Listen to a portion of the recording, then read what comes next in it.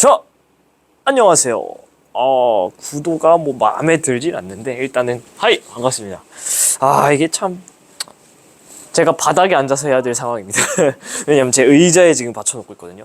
제가 여러분들 위해 이렇게 바닥에 앉아서까지 수업을 하는 진행하겠습니다. 앉아서 해야지 뭐 어떡해. 에이! 저는 어차피 안 나와도 되잖아요, 그죠? 저는 바닥에 앉아서 하도록 할게요. 어떻게 해야 되지? 뭐 그냥 할게요. 화면 뭐 잘 나오면 되니까. 그래서 자, 우리가 이제 몇 강이죠? 이게 6강이죠. 6강에 3점으로 왔습니다. 6강에 3점. 자, 그림 미안합니다. 그림은 어느 해 5월 우리나라 주변의 기상위성 영상인데요. 가나는 각각 5월 11일 13시랑 이게 지금 5월 11일 13시 그리고 얘는 5월 12일 13시 그러니까 하루가 이렇게 지나가는 거죠. 이런 것들 체크해 주시는 게 되게 별거 아닌 것 같지만 제 손은 보이죠? 중요합니다. 매우 중요합니다. 자, 그래서 가볼게요. 아니네. 미안합니다. 그거 중 하나다. 그러니까 시간을 맞춰야 되는 거죠. 예. 보시면 어떻게 찾으면 된다 그랬냐면 제가 여러 번 강조드렸던 건데 요 쉼표가 매우 중요하다고 했습니다. 이렇게 굉장히 이렇게 말려 들어간 모양이죠. 요 쉼표 모양, 쉼표머리 아닙니다. 쉼표 같은 경우는 이게 바로 폐색 전선이 여기 형성됐다는 뜻이에요. 근데 우리가 온대저기압 개념 공부 열심히 하고 오셨어야 될 텐데 회색 전선 같은 경우에는 온대저기압이 소멸하는 과정에서 좀 보이시죠? 회색 전선이 발달하면서 온대저기압이 소멸하는 거 배웠습니다. 그러니까 얘는 지금 거의 소멸 단계에 있는 친구예요. 근데 이에 비해서 나 같은 경우는 사실은 여기 보시면 비슷한 위치인데 아직 쉼표 모양으로까지 발달하진 않았죠. 그러니까 대충 우리가 또 온대저기압 공부한 거랑 엮어보면은 대충 이런 식으로 좀 말려 들어갈 기미가 좀 보이긴 하지만 이런 식으로 시옷자 모양으로 한랭전선과 온난전선이 발달해 있는 모습을 볼 수 있죠. 얘는 아직은 소멸 단계는 아니에요. 그러니까 순서 자체가 가가 먼저고 나가 나중이 되면서 위에 주어진 시간이랑 같이 말씀드리면 이게 5월 11일 13시 이게 5월 그 다음날 12일 13시로 하루 간격으로 이렇게 적혀있는 모습을 볼 수 있습니다. 그래서 가가 앞선 시기가 아니고 나가 앞선 시기가 되고요. 가시기 A지역에선 동풍 계열의 바람이 무색하니 자, 요거가 참 애매한데 최소한 우리가 알 수 있는 건 뭐냐면 이 쉼표 모양이 있는 요 부분이 노란색이 조금 더 잘 보일 것 같아요. 요 부분이 저기압 중심에 가깝다라는 거죠. 제가 여러 번 강조드렸는데 이 온대저기압 모양이 이렇게 생겼을 때 여기는 북반구 기준으로 한랭전선, 온난전선이겠죠. 가장 기압이 낮은 데를 찍어주세요 하면 여기입니다. 여기 가장 온대저기압의 중심. 그래서 여기가 가장 로우예요. 가장 기압이 낮아요. 그래서 여기서부터 말려 들어가기 시작하는 모양이라서 이 가 그림에서 제일 낮은 데를 찾아주세요 하면 뭐 정확히 사실은 우리가 전선이 그려져 있진 않지만 대충 여기 부분부터 기압이 최저라는 걸 알 수 있습니다. 기압이 최저. 왜냐면은 이 온대저기압에서 한랭전선이 빨라요, 온난전선이 빨라요. 이건 개념인데 얘가 빠르고죠. 한랭전선이 빠르고 온난전선은 상대적으로 느리니까 한랭전선이 따라잡아요. 그러면은 결국에는 그 속도 차는 같다라고 가정을 하면은 어디부터 따라잡냐면 요 갈 거리가 작은데 이쪽부터 따라잡겠죠. 그러니까 결국에는 시간이 지나면 어떤 식으로 생기냐면은 전선이 따라잡히고 여기는 좀 멀고 이런 식으로 위쪽이 먼저 따라잡히죠. 그 말은 뭐냐면 저기압 중심부 제일 낮았던데 여기가 동일한 지점이죠. 여기에 이제 쉼표 모양의 폐색 전선이 이런 식으로 생겨 먹을 거고 이 결과적으로 구름 그림만 봤을 때 가장 기압이 낮은 곳을 찍어주세요라고 하면은 이 쉼표가 시작되는 지점 여기가 본질적으로는 사실 이 온대저기압의 시옷자 모양의 교점이었기 때문에 그래서 이 두 군데가 사실 기압이 제일 낮은 지점이다. 이 기압이 낮은 지점을 왜 찾냐? 여기로 결국에는 바람이 말려 들어가니까 그런 거죠. 북반구 같은 경우에는 제가 그린 것처럼 반시계로 말려 들어갈 거고 남반구 같은 경우에는 시계 방향으로 말려 들어갈 건데 사실 이 사실을 알고 가 자료를 다시 봐도 참 애매합니다. 뭐 요 정도라 봐야 되나? 뭐 여기 부분 어딘가로 봐야 되나? 참 애매한데요. 최소한 우리가 알 수 있는 건 뭐냐면 우리가 방금 말씀드린 것처럼 쉼표 꼬리 지점이 제일 기압이 낮은 부분이라 가정을 하면은 북반구기 때문에 우리가 반시계 방향으로 말려 들어가게 풍향을 그리면 뭐 약간 요런 식으로 말려 들어가겠죠. 이거 그냥 알아서 그려보세요. 그러니까 어떻게 그리든 간에 선지에서 묻고 있는 동풍 계열의 바람은 나올 수가 없습니다. 동풍 계열의 바람이면은 극단적으로 얘기해서 어떻게 해야 되냐면, 자 이렇게 진짜 이렇게까지 해야 되나 싶지만 얘를 딱 잘라가지고 동풍 계열의 바람이면 저쪽에서 A 지점을 기점으로 해서 이거는 북풍이고, 그죠? 이거는 남풍이니까 최소한 그 사이에 있는 수많은 바람이어야 되는데 그게 되면서 반시계로 들어가기가 네, 그렇게 그리기는 참 말이 안 됩니다. 네, 말이 안 돼요. 그래서 동풍 계열의 바람이 우세하진 않다. 최소한 그리고 안 분다 이런 게 아니라 우세하냐라고 물어봤으니까 결국에는 사실은 여러 번 그려보시면 알겠지만 여러분이 10번 그려보면은 거의 반시계로 들어가기 10번 정도 그려보면은 거의 웬만해서는 서풍 계열의 바람이 우세합니다. 서풍이 어쨌든 간에 동풍보다는 조금 더 빈도가 많다. 그러니까 동풍이 안 부냐라고 물어보지 않았죠. 그냥 우세하냐라고 물어봤으니까 니은은 조금 더 편한 마음으로 여러분이 소거시킬 수 있을 것 같습니다. 자, 이 기간 동안 A 지역에서 풍향 변화 같은 경우는 항상 말씀드리지만 온대저기압이든 열대저기압이든 저기압 중심이 지나갈 때 우측에 있으면 시계, 왼쪽에 있으면 반시계 방향으로 바뀌죠. 근데 지금 저기압 중심이 나 같은 경우는 참 애매해요. 대충 뭐 여기 어딘가라고 보면 되고요. 가 같은 경우도 사실 우리가 굳이 쉼표의 시작 지점은 여기를 지금 잡아놓긴 했지만 대충 뭐 이쯤이라고 보면 어쨌든 간에 여기에 있던 온대 저기압이 조금 더 위로, 그러니까 같은 그림을 그려드리면 얘가 먼저니까 여기에 있던 대충 저기압 중심이 여기에 그린 얘를 그대로 여기다 옮겨주시면 한 요 정도쯤이 되죠. 어쨌든 간에 저기압 중심이 이런 식으로 지나가고 있는 거죠. 편서풍 타고. 그럼 진행 방향이 어쨌든 A는 오른쪽 방향에 있으니까 이 친구는 진행 방향의 오른쪽이라서 풍향 변화는 시계 방향으로 변하는 게 맞다. 답은 3번 이런 식으로 체크를 해주시면 됩니다. 자, 이렇게 해서 1번 마무리했고요. 혹시 소리가 안 들어가고 있나요? 살짝 섬찟해서 네, 잘 들어가고 있네요. 오케이. 뭐 이 정도면 화면 봐줄만 한 것 같은데 약간의 빛 반사가 있긴 한데 괜찮죠? 네, 그냥 킵 고잉 하겠습니다. 이제 와서 이거 높이 조절할 수도 없고 그냥 가죠. 네, 2번 아유, 이 정도라도 해드리면 좀 괜찮나? 얘를 좀 고정을 하고 화면 밝기를 좀 낮추면 뭐 잘 안 되네요. 근데 그냥 할게요. 네, 이 정도 잘 보이시죠? 2번 그림 가와 나는 온대 저기압이 우리나라를 지나갈 때 12시간 간격으로 작성한 지상 일기도를 순서 없이, 마찬가지로 순서 없이니까 우리가 순서를 매칭을 해 주셔야 되겠고요. 일기기호 같은 경우는 A 지점 여기서 한 거를 표시한 거다. 제가 일기기호 같은 경우에는 어디서 바로 2점짜리 이 6번에서 2점짜리 요 6번 문제에서 되게 꼼꼼하게 해드리거든요. 그래서 일기기호 콩나물 해석 잘 안 되시는 분은 요 6번 문제 꼭 필수로 보고 오시기 바란다 라고 말씀드리겠습니다. 자, 2번 순서 없이기 때문에 12시간 간격으로 뭐가 먼저인지 봐야 되는데 되게 쉽죠? 얘가 먼저고 얘가 나중이죠. 왜냐면은 이 친구는 편서풍 타고 이렇게 넘어가니까 여기 있던 친구가 이렇게 지나간 요게 나중이 되는 거죠. 같은 지점 항상 그려보세요. 그러면은 얘가 지금 나 위치고 얘가 지금 가 위치니까 나가 먼저고 가가 나중이구나 이런 식으로. 그래서 이런 식으로 가고요. 이게 12시간 간격 12시간 간격인데 이런 거 체크하는 거 되게 별거 아닌 것 같은데 가끔 이렇게 써놓는 게 되게 도움이 될 때가 있어요. 한번 해보면 얘가 먼저니까 얘 먼저 볼까요? 시간 순서상 나가 먼저니까. 나 같은 경우는 기압을 읽어주세요. 그러면은 얼마? 1012선에 걸리니까 1012 헥토파스칼일 거고요. 구름 같은 경우는 뭐 한 4분의 3 정도 차 있네요. 그러니까 적진 않은데 많은 편이죠. 많긴 한데 엄청 가득한 편은 아니고요. 한 4분의 3 정도. 그 다음에 20도 정도. 온도가 조금 그래도 따뜻해요. 왜냐면은 우리가 알고 있는 것처럼 전선을 기준으로 아래쪽은 온난하고요. 전선을 기준으로 위쪽은 고緯도 쪽이니까 좀 차갑죠. 그래서 20도 정도로 조금 따뜻한 편이다. 바람의 방향은 화살표가 날아와서 머리통에 꽂히는 거.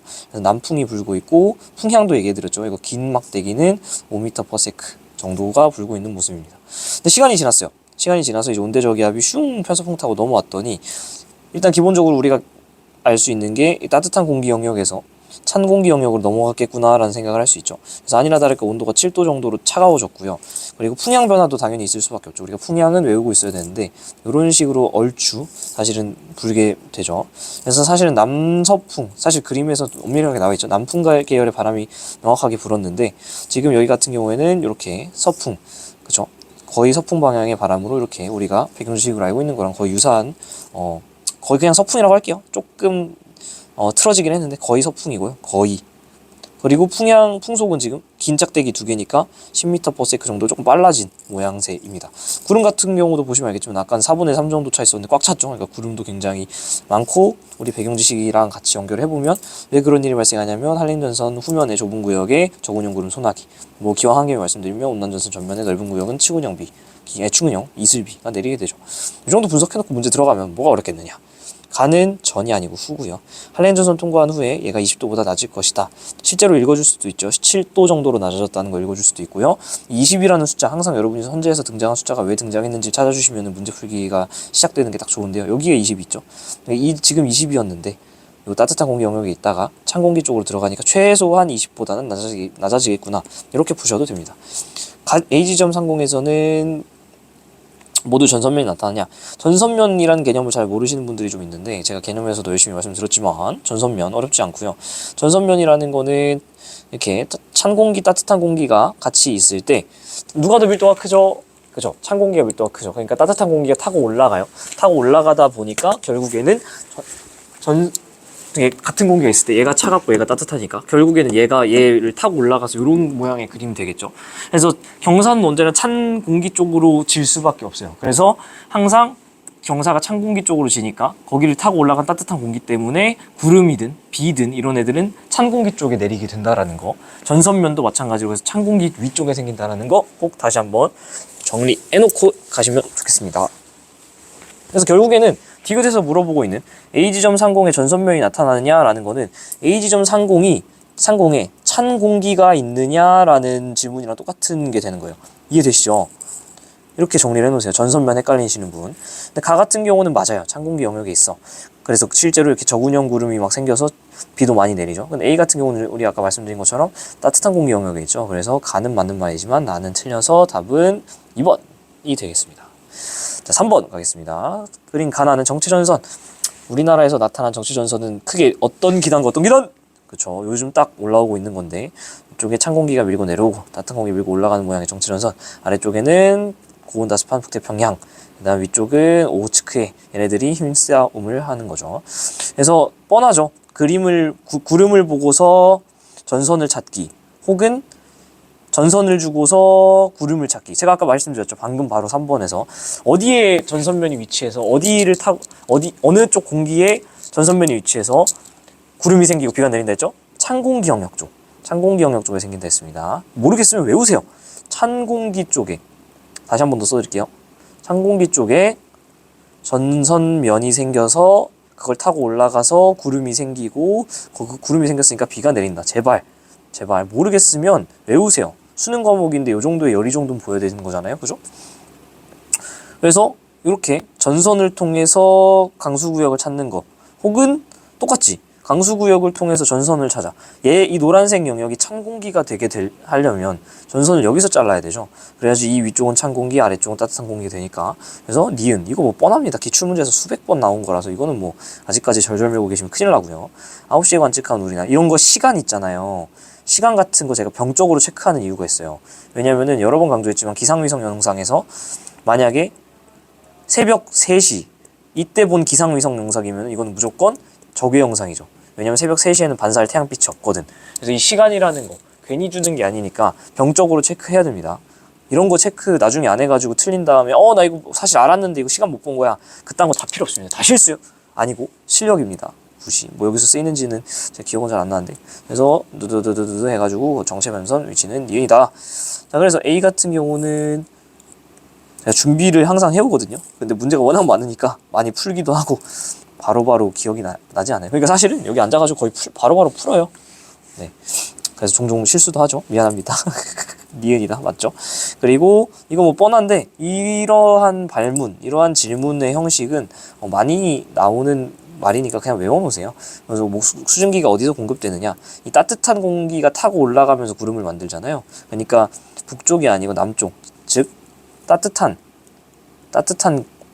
영역에서 수증기가 공급이 됩니다. 이것도 체크해 놓으시면 돼요. 그래서 남쪽에서 되고요. 북태평양 기단의 세력이 강해지면은 B에서 강수 현상이 발생할 가능성은 낮아지느냐. 지금 전선이 이렇게 생겨서 어디에 비 내린다고요? A쪽, B쪽, A쪽. 왜요? 찬 공기 쪽이니까. 근데 지금 문제에서 뭐라 그랬냐면 북태평양 아래쪽에 있는 요 녀석의 힘이 세진대. 그러면 이 전선이 어떻게 될까요? 후퇴하라! 아니 전진하라 이래야 되나? 그래서 어쨌든 북상하면서 밀려나겠죠. 위로 밀려나서 예를 들면 전선이 이런데 이렇게 쳐봐요. 이따 쳐봐요. 그러면은 강수구역이 어디로 밀려날까요? 항상 찬 공기 쪽에 난다 했어요. 여기로 밀려나죠. 그러니까 아까 기존에 지금 나 그림에서 강수구역이 여기였는데 얘가 이렇게 밀려난다고 북상을 하는 거죠. 그러면은 비는 원래도 안 내렸지만은 당연히 요만큼이 또 비가 안 내리는 영역으로 확장되기 때문에 비 같은 경우는 더 강수구역이 될 가능성이 낮아집니다. 그래서 답은 1번. 정말 꼼꼼하게 공부하시는 분들이면 선생님 비는 애초에 지금 강수가 내리는 구역이 아닌데 왜 저런 가능성을 묻나요? 라고 물어보실 수 있거든요. 그래서 제가 지금 하나 떠오르는 문제는 뭐냐면 잠깐만 시간을 주세요. 결론부터 말씀드리면 정체전선에 사실 우리가 강수구역을 항상 찬 공기 영역이라고 찾지만 실제로는 이거다. 아우 기가 막히네요. 바로바로. 실제로는 정체전선 전후면 다 내리는 케이스도 많이 있습니다. 자, 항상 새로운 문제 보여드리면 자 멈춰놓고 한번 풀어보세요. 풀어보시고 문제편 네이버 카페에서 공짜로 드리고 있습니다. 네.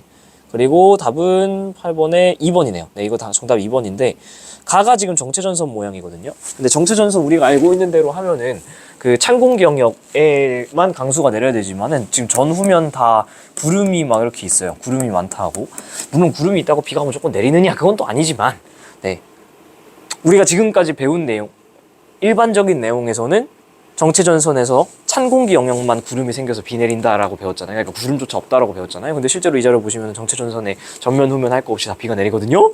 그럼 이 문제가 잘못된 거냐? 가 아니고 제가 여러 번 항상 말씀드리지만 우리가 교육과정에서 배우는 내용은 굉장히 일반적인 내용을 배운다. 하지만 실제 자료를 주면은 우리는 뭘 믿어야 된다? 실제 자료를 믿어야 된다. 그래서 이 자료에서는 정체전선에 전후면 다 구름이 있는 비가 있는지는 잘 모르겠지만 어쨌든 최소한 구름은 있는 자료가 있다.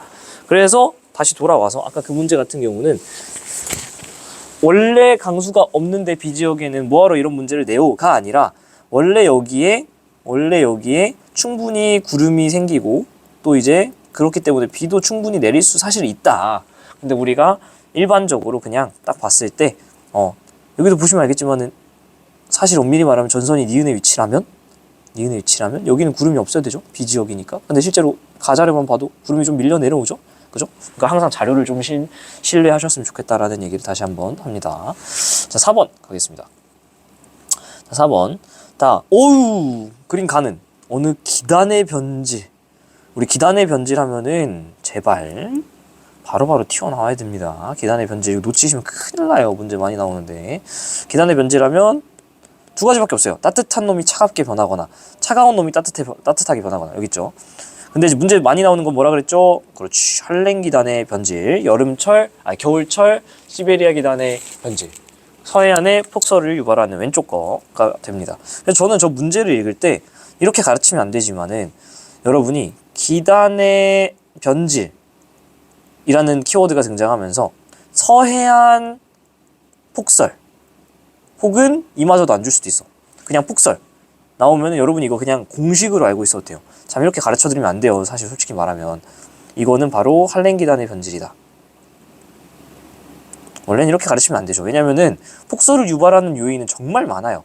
근데 지구과학 원 수준에서의 교육 과정에서 폭설을 물어볼 수 있는 거는 딱 두 파트밖에 없어요. 악기상이랑, 그죠? 여러분 공부 열심히 하신 분들이 많을 텐데 악기상이랑 이 서해안 한랭 기단의 변질밖에 없어요. 근데 악기상에서 사실은 악기상에서 굳이 폭설을 낼까? 저라면 악기상에서 낼 만한 게 이번에 육모에도 나왔지만은 내우, 아니면은 우박, 아니면 황사, 낼 게 너무 많잖아요.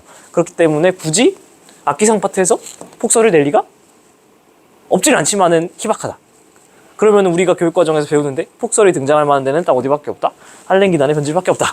근데 실제로는 사실은 폭설을 유발하는 요인이 되게 많아요. 그래서 이렇게 가르치는 걸 저는 별로 좋아하진 않지만 그래도 여러분 어쨌든 문제를 맞춰야 되니까 문제를 읽는데 막 기단의 변질 이런 걸 안 줄 때도 있어요.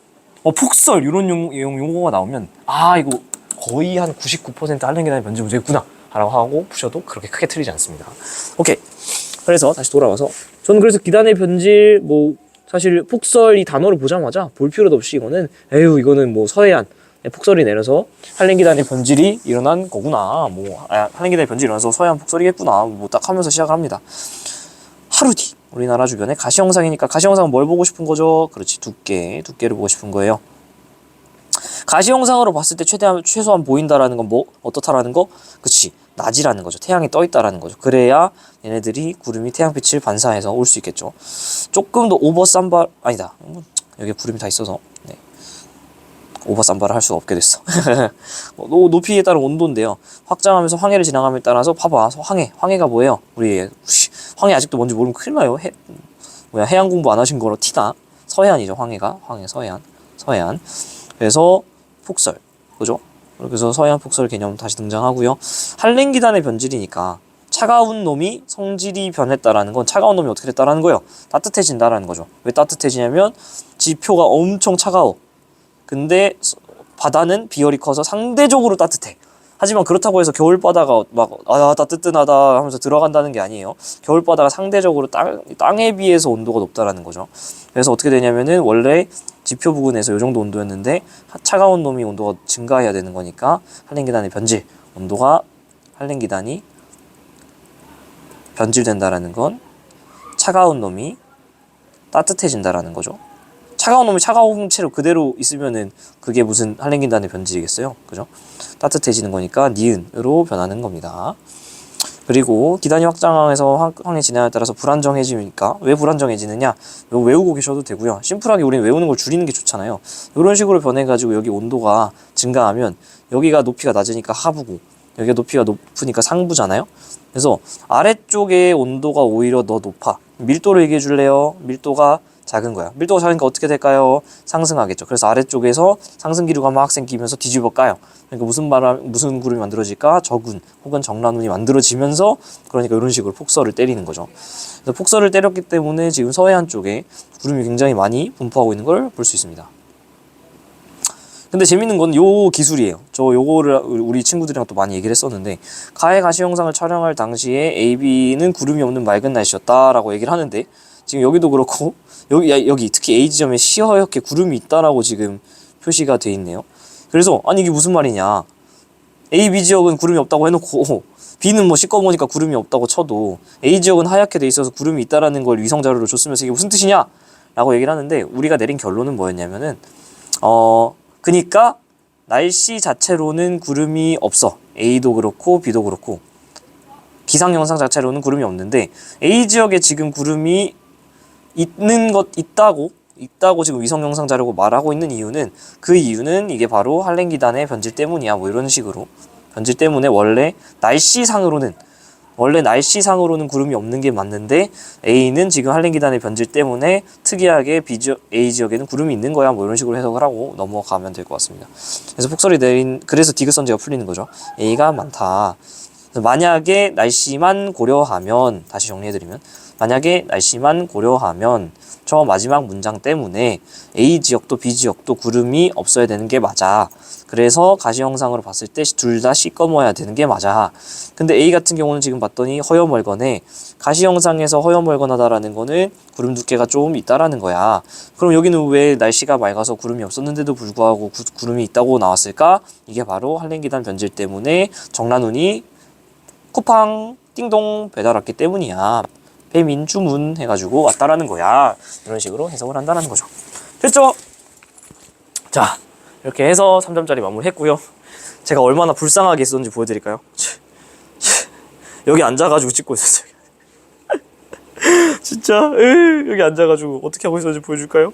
진짜 어차피 끝났으니까 뭐 여기 앉아가지고 이렇게 앉아가지고 이렇게 찍었습니다. 감동적이죠? 어쨌든 고생하셨고요. 네 문제 치고는 시간이 꽤 걸렸네요. 꼼꼼하게 하다 보니까. 어쨌든 고생하셨습니다. 뿅! 복습 잘하시고